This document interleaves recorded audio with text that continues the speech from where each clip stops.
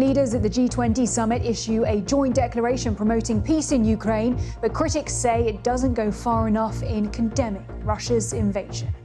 BBC News special report on the G20.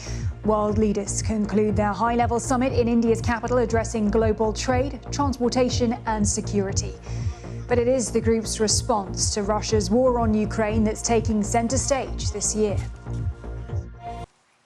Well, let's take a moment to focus on the origins of this key annual summit of the world's largest economies. Now, the G20 was formed 2 years after the 1997 Asian financial crisis in response to Thailand devaluing its currency and the resulting deep recession in much of East Asia.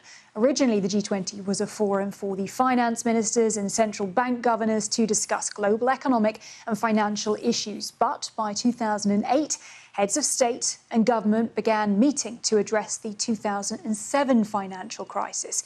And in 2009, the G20 summit became an annual forum focused not just on economic issues, but sustainable development, health, environment, and anti-corruption. Well, the G20 is comprised of 19 countries, as well as the European Union, and together its member nations account for an estimated 86% of the world's gross domestic product and 2/3 of its population.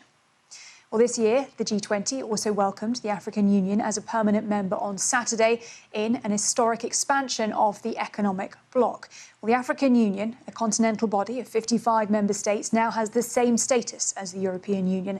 And this marks the first expansion of the G20 since it was formed in 1999.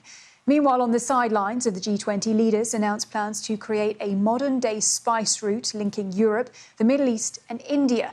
Now, the new rail and shipping corridor would help the flow of energy and trade by cutting shipping times, costs, as well as fuel use. It will link Middle East countries by railway and connect them to India by port. Inclusion of the African Union as a permanent member of the G20. This is something that India and its Prime Minister Narendra Modi have been advocating very strongly for. Prime Minister Modi had written to members of the G20 saying that multilateral institutions and groupings, they need to be more representative and fair. So domestically in India, this is a big win. It's going to market it as a big win, especially since it wants to project itself as the voice of developing countries around the world.